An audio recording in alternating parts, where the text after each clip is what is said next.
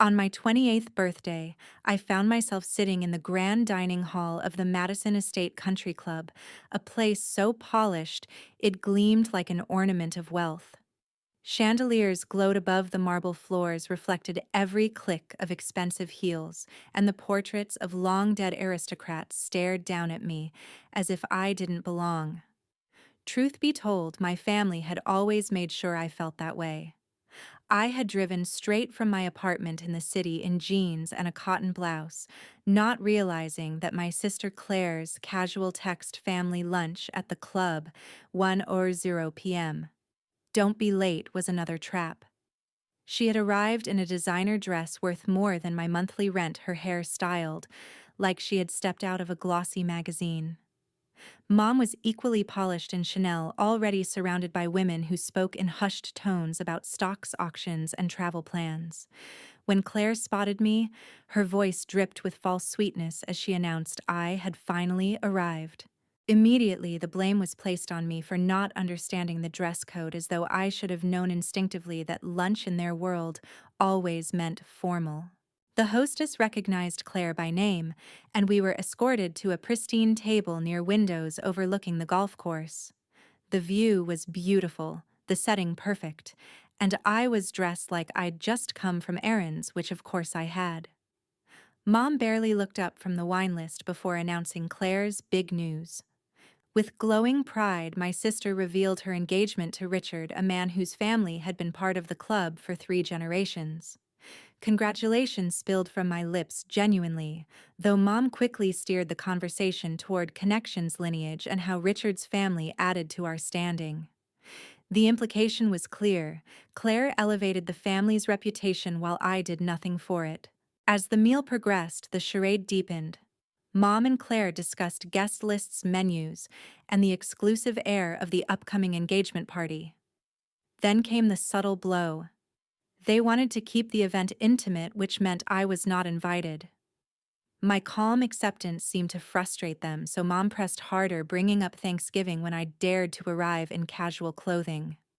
Claire laughed lightly, asking when I would get my life together, pointing out my small apartment, my old Honda, and my vague computer job, as if they were evidence of personal failure. Mom punctuated the attack by claiming Dad, gone 3 years, would have been disappointed in me. That one cut deep, though I responded quietly that I believed he would have been proud.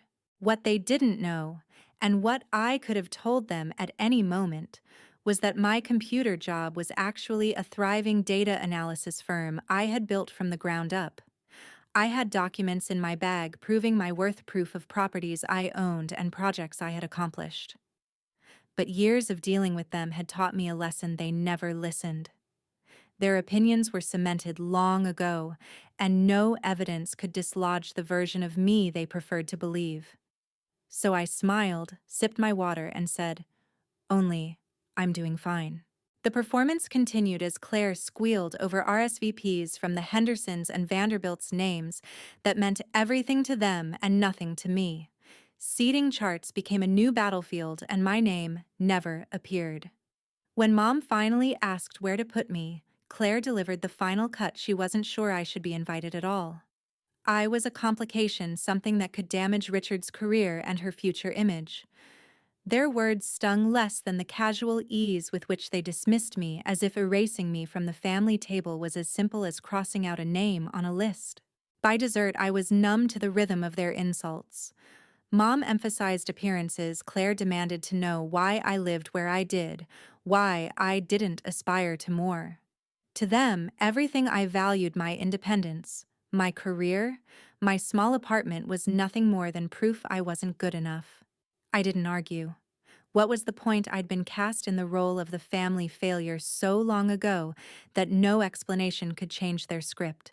When the meal ended, they swept toward the exit, still chattering about wedding dresses. I followed, quiet as always, the invisible sister. But just before the main doors, Claire's eyes narrowed on my outfit, and she declared I couldn't leave through the front entrance. People might think I wasn't a member. Mom supported her, suggesting I use the service exit to avoid embarrassing them further. My refusal was calm but firm. I was leaving through the front doors like any other member. Panic flickered in Claire's eyes as bystanders began to glance over. Desperate, she summoned a security guard and demanded I be escorted out.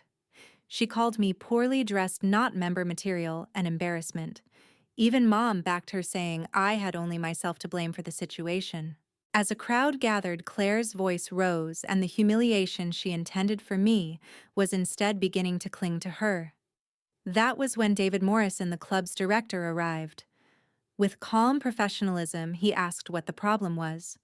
Claire insisted I wasn't a member and should be removed. When David looked at me, I gave the slightest nod. He turned back to my sister and mother and asked in a voice that silenced the foyer if their memberships should be revoked.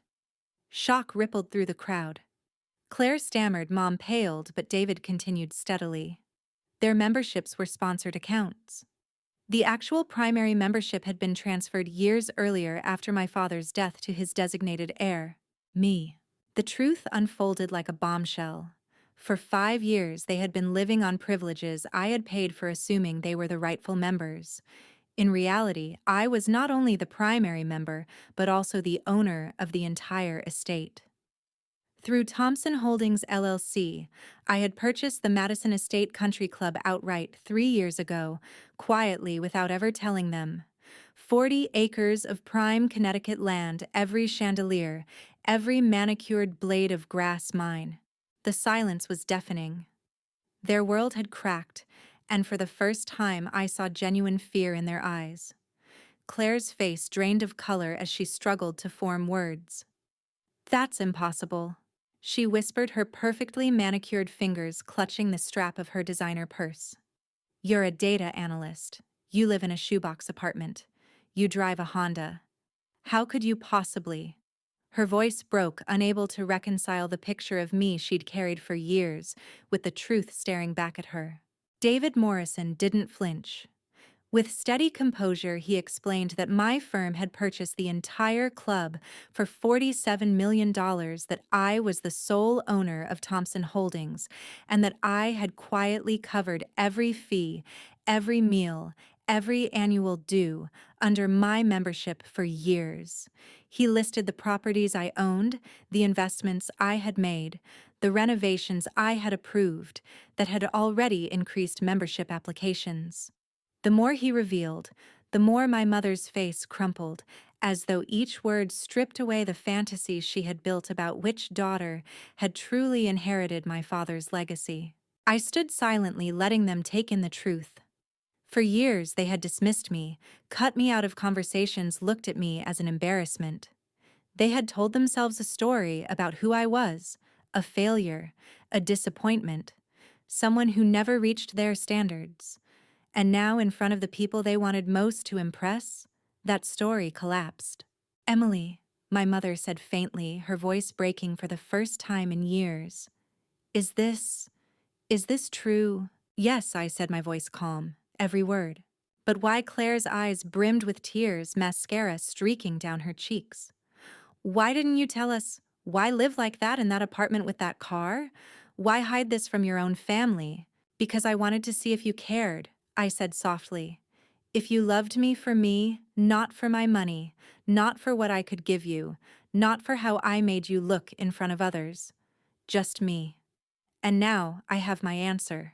Claire's breath hitched, a sob escaping her throat. "Emily, please," she whispered. "I didn't mean it. I was just—" "You told security to throw me out." I reminded her, my tone still even. "Because I embarrassed you. You uninvited me from your engagement party because I didn't fit your image. You thought I didn't belong here when in truth I own this entire place. That wasn't an accident, Claire. That was who you are. That was who you chose to be." My mother tried to step forward, but her legs seemed unsteady, her hand gripping the back of a chair for balance. "Your father would have told us," she murmured almost to herself. "He would never have let this." "Dad knew me," I interrupted gently. "He left the membership to me for a reason. He knew you'd never see me for who I am, so he gave me something that couldn't be ignored. A reminder that I didn't need anyone's permission to succeed. He believed in me when you never did." The crowd around us was silent, some recording, others whispering. My family's humiliation was on full display, and there was no graceful exit. David cleared his throat delicately and asked if I wanted their memberships revoked immediately. All eyes turned to me, waiting to see if I would seize revenge, if I would strip them of the very thing they valued most. I looked at them, my mother pale and trembling, my sister broken and tear-streaked, and felt no triumph, just exhaustion. They had already lost far more than a membership. They had lost the illusion that they were superior, that I was beneath them, that they could decide my worth. The punishment was already complete. Their memberships continue, I said at last, my voice carrying in the still air. For now. But I want it clear on record, they are sponsored members only. They have no authority here. They cannot make decisions about policy, access, or guests, and they will never again presume to have anyone removed from this club. David bowed slightly. Understood, Miss Thompson. I'll update the records immediately. Emily, wait, Claire cried, reaching out as though to touch me. Please, I'm sorry. I'll invite you to the engagement party. You'll sit at the head table.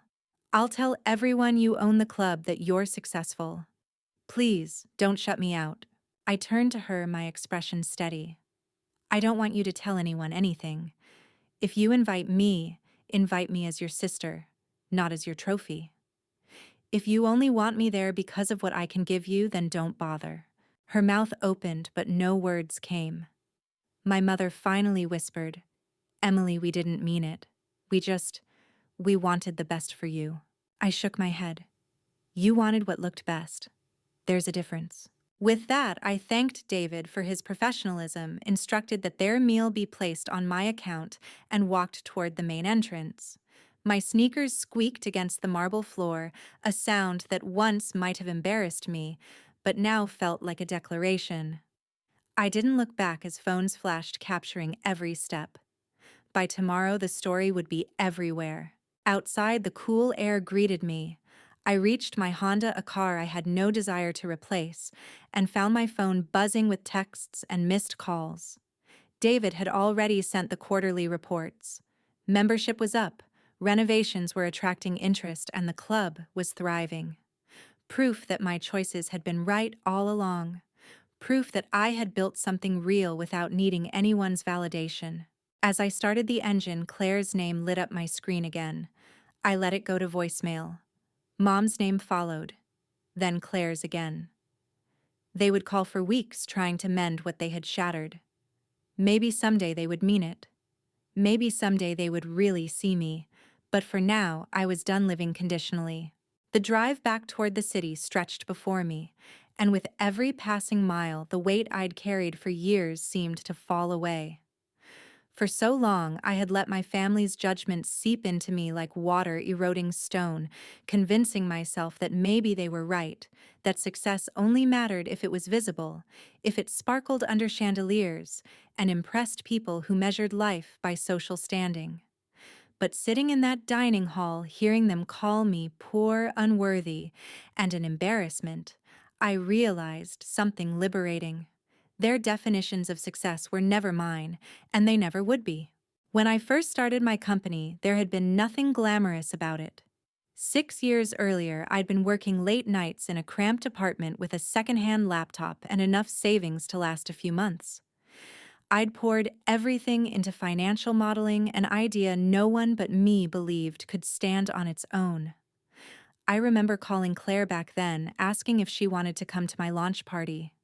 She had laughed, claiming she was too busy with a gala. Mom had asked me why I couldn't just work for a real firm. To them, it had been a hobby at best, a phase I would eventually abandon. But it grew. Clients trusted me. Investors noticed. What started as one woman with a laptop became a firm that managed accounts worth hundreds of millions. And quietly, steadily, I built a life on my own terms. I kept my apartment not because I couldn't afford more, but because I liked it. It was mine, and no one had ever sneered at me there. I drove my Honda not because I lacked money, but because it was reliable, and I didn't need a car to declare my worth. I stayed silent about my accomplishments because the more I tried to explain them to my family, the more they dismissed me. Until eventually, I realized I didn't need to prove myself to them at all. Still, when Dad died and his will named me the heir to his club membership, I had been stunned. He had left Claire jewelry, heirlooms, and a trust. But me, he left me access to a world I had never wanted. Or so I thought. It wasn't until later that I understood. Dad had known. He'd seen how Mom and Claire treated me, how they measured my life against their impossible standards. He left me the one thing they couldn't twist away from me, the seed of something bigger. With that membership, I built connections, made investments, and eventually bought the club outright. And yet, I never rubbed it in their faces.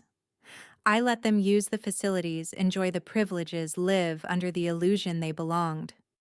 Maybe part of me had still hoped they'd see me for me one day, without needing the weight of ownership to force respect. But today had shattered that illusion. By the time I reached the city, my phone was buzzing nonstop. Dozens of messages from Claire, ranging from apologies to frantic explanations. I didn't mean it. I was just nervous. Richard's career is important. Please don't hate me. Mom's messages were colder, though. You embarrassed us. You should have told us. We could have avoided this scene. As if the real crime wasn't their cruelty, but my silence. I tossed the phone aside and drove on. The next morning, headlines began circulating in the local society pages. Word traveled fast in circles like theirs, especially when half the guests at the club had recorded the confrontation. The videos showed Claire demanding security, remove me. Mom sneering about my car, and then David Morrison revealing the truth. By noon, articles were already speculating on who I really was. Some painted me as a secret heiress, others as a self-made entrepreneur. Either way, the narrative had shifted. Suddenly, I wasn't the invisible sister anymore. Claire called again that evening, her voice raw when I finally picked up. "Emily, please," she begged. "You have to understand, I didn't know. If I had known, I never would have." "That's exactly the problem," I cut in gently. "You only would have treated me differently if I had money, if I could elevate you. And that means nothing you say now matters." There was silence, broken only by a shaky breath on the other end. "I don't want to lose you," she whispered finally. "You're my sister." I closed my eyes, hearing the desperation, but also the hollowness behind it. She didn't want to lose me because she loved me. She didn't want to lose me because now she knew what I had. And that was different. "Send me an invitation," I said finally. "If you want me at your engagement party, invite me because you want me there, not because of what I own. If you can't do that, don't send anything at all." She promised she would, though. Whether she meant it remained to be seen. Days turned into weeks. I returned to my company where my work mattered, where clients judged me by results, and not the cut of my clothes. My staff respected me, not for the car I drove, but for the leadership I gave.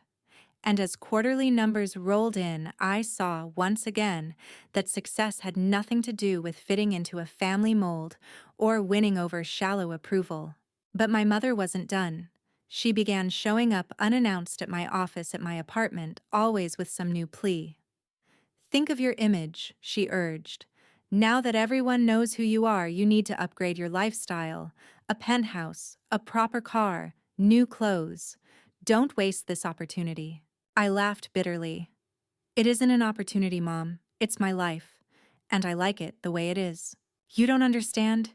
She snapped, her voice hardening. "Appearances are everything. People will take you more seriously if you look the part." "People already take me seriously," I said. "The only ones who don't are you and Claire." For once, she had no response. Weeks passed, and the story of that country club incident refused to fade. In fact, it grew legs of its own. In the circles, my mother and Claire cared most about the whispers never stopped, how they had tried to have me removed from a place I owned, how they had sneered at me without realizing I was the one footing every bill, how their carefully constructed image had cracked in full view of the people they sought to impress. To my surprise, people outside those circles reached out too. A few of Dad's old business acquaintances sent quiet messages of respect. Former classmates, ones who had barely noticed me at school, suddenly remembered to congratulate me. Even a journalist requested an interview, though I declined. I hadn't worked so hard to build a quiet, independent life, only to turn it into a spectacle. Still, it was strange to feel seen after years of being invisible. Claire's apologies came often, her voice breaking in every voicemail. "Emily, please, I need you. I don't want to walk down the aisle knowing my own sister isn't there." She offered everything front row seating, speeches, recognition, but her words always circled back to appearances. "People will think it's strange if you're not there. It will look bad if you don't attend." Even her guilt came packaged as image management, not love. And then came Richard. He requested a private meeting. I wasn't inclined to indulge him, but curiosity won out. We met at a cafe near my office, and he was punctual, polite, and clearly uncomfortable. "Emily," he began, "I just wanted to say I had no idea what Claire was doing that day. She never told me you weren't invited to the party. I only found out later." I studied him carefully. Unlike Claire, his embarrassment seemed genuine. "And what do you want from me?" I asked. "Nothing," he said quickly. I'd like you to know that I respect what you've built. My firm has actually read your analysis reports. Your company has a reputation for precision. You've done incredible work." It was the first sincere acknowledgement I'd ever heard from someone in their world, and yet, it wasn't enough to undo years of being dismissed. "Thank you," I said, my tone neutral. "But whether you respect me or not, doesn't change what Claire and Mom have done." "I understand," he said quietly. He looked almost regretful, but I could see the weight of family expectation pressing on him too. In the end, Richard would always choose appearances. He had built his career on them. As the engagement party approached, an invitation finally arrived in the mail. Heavy cardstock, embossed lettering, gold trim, exactly what I expected. My name, however, was listed not as Emily, beloved sister, but in the same impersonal style as every other guest. It was less an olive branch and more an obligation. I held it in my hand for a long time before tucking it away in a drawer. The night of the party, I didn't go. Instead, I worked late at the office reviewing contracts for an expansion project in Boston. My staff ordered takeout, and we ate around the conference table, laughing and sharing stories that felt more like family than anything my blood relatives had ever given me. The next morning, my phone lit up with frantic messages from Claire. "Where were you? Everyone asked about you. Do you have any idea how humiliating it was to explain why you weren't there?" I let them sit unread. Mom showed up the following weekend, knocking on my apartment door in her designer coat, her expression tight. "Emily, this has gone far enough," she declared the moment I let her in. "You embarrassed Claire by not attending. Do you understand the damage you've done to her reputation?" I stared at her in disbelief. "Her reputation? She tried to have me thrown out of a building I own, Mom. And you helped her. You told me Dad would be disappointed in me. You've spent years tearing me down. And now you're worried about how she looks." Mom's chin lifted, the familiar steel in her eyes. "We were protecting her future. That's what families do." "No," I said firmly. "Families support each other. Families celebrate each other's victories. Families don't measure worth by clothing or cars or guest lists. You weren't protecting Claire. You were protecting your image. There's a difference." For the first time, I saw something falter in her, a crack in the armor. She sank onto my sofa, her hands trembling slightly. "I don't know how to talk to you anymore," she whispered.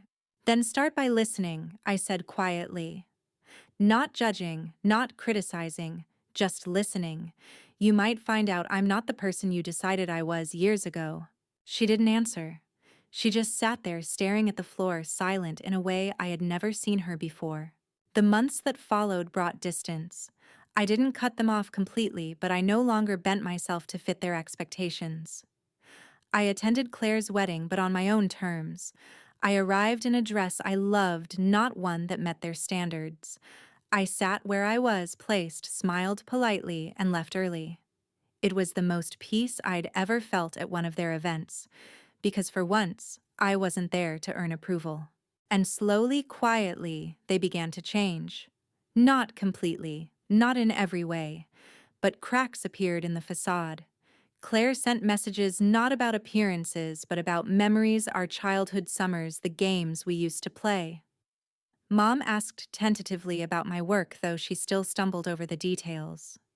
It wasn't perfect, and maybe it never would be, but it was a start. A year passed before I realized how much had shifted. My company expanded into new markets, opening offices in Boston and San Francisco, while membership at the Madison Estate grew steadily under the renovations I had quietly approved. My life no longer revolved around trying to prove myself to people who didn't want to see me. Instead, it revolved around the work I loved, the team I trusted, and the independence I had carved out on my own. Family, though, was more complicated. Claire's marriage became its own performance full of glossy photos and carefully curated posts, but every so often she called just to talk. Not about appearances or money, but about late nights when she felt overwhelmed or moments when she remembered the two of us as children sneaking cookies in the kitchen. Those conversations felt real, fragile, and maybe even redemptive. I didn't trust them fully, not yet, but I didn't shut them out either. Mom was slower to change. For months, every word she spoke seemed filtered through her obsession with appearances. But one afternoon she visited me at my office and for once didn't lead with criticism. She looked around at the team I had built, the staff greeting me with genuine respect, and she said softly, "Your father would be proud." It was the first time she had ever admitted it, and though it came years late, I let it land where it belonged. Looking back, that day at the club had been a breaking point but also a beginning. It forced them to confront the truth, not the one they wanted, but the one they could no longer deny. And it forced me to stop living in the shadow of their expectations. I didn't need them to believe in me anymore, because I believed in myself. I thought often about Dad. The way he had worked his way into those circles without ever quite belonging, the way he had admired their polish, but never let it define him. In his will, he hadn't just left me a membership. He had left me a message that I was enough, that I didn't need anyone's permission to be extraordinary. For years, I hadn't understood it. Now I did. The irony, of course, was that by rejecting me, my family had driven me to prove myself not to them, but to myself. And in the end, I had built something they could never take away. Something real. The lesson wasn't about revenge. It wasn't about proving who owned the chandeliers or the marble floors. It was about realizing that validation doesn't come from people who refuse to see you. It comes from building a life that makes you proud, one choice at a time. If there's anything I've learned, it's this. You don't need to fit anyone else's definition of success. You don't need to live conditionally, always trying to measure up to standards you never agreed to. What matters is living authentically, building quietly if you must, until one day the truth speaks for itself. So when people ask about my family now, I tell them this: we are a work in progress. We are flawed, fractured, trying. But whether they change fully or not, I am no longer waiting for their approval. I have my own life, my own success, my own peace. And that is enough. If you found this story meaningful, don't forget to like, share, and subscribe for more stories like this. And tell me in the comments, have you ever been underestimated only to prove everyone wrong in the end?